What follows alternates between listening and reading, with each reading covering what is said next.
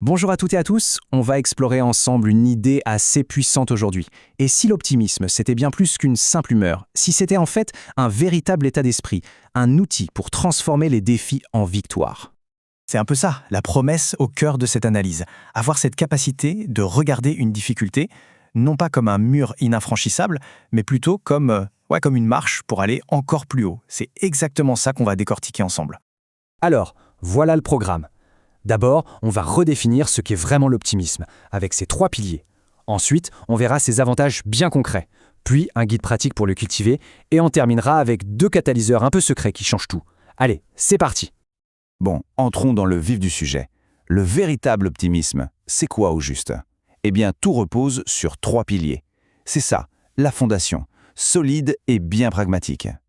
Cet état d'esprit, en fait, il tient sur un trio super puissant. Premier point, il ne s'agit pas du tout d'ignorer ce qui va mal. Non, il s'agit de choisir, de voir ce qui fonctionne.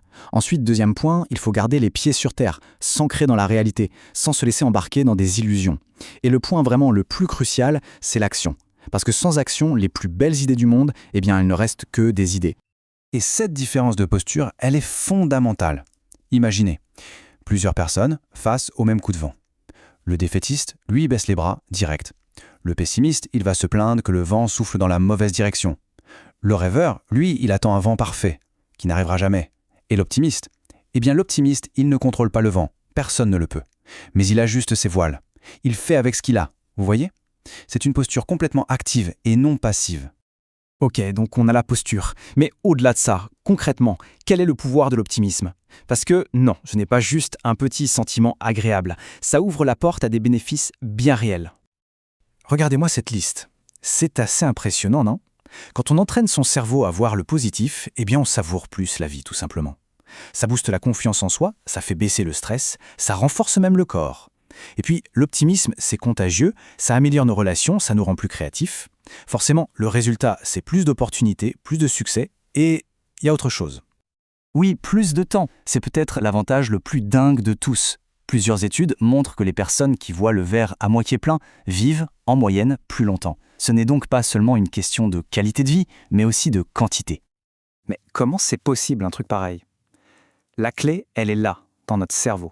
Il faut bien comprendre que notre cerveau, ce n'est pas une caméra qui filme la réalité brute. Non, c'est un peu un grand magicien. Il choisit une toute petite partie de ce qui nous arrive, il déforme cette réalité pour qu'elle colle à nos croyances, et hop, il généralise une seule expérience en une règle absolue.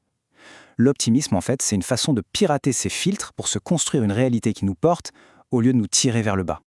Bon, la question à 1 million, comment qu'on fait alors? La super bonne nouvelle, c'est que l'optimisme, c'est une compétence. Et comme n'importe quelle compétence, eh bien ça s'apprend, ça se travaille. Et pour ça, il y a une méthode, une recette bien concrète. Et cette recette, c'est un vrai programme d'entraînement, étape par étape.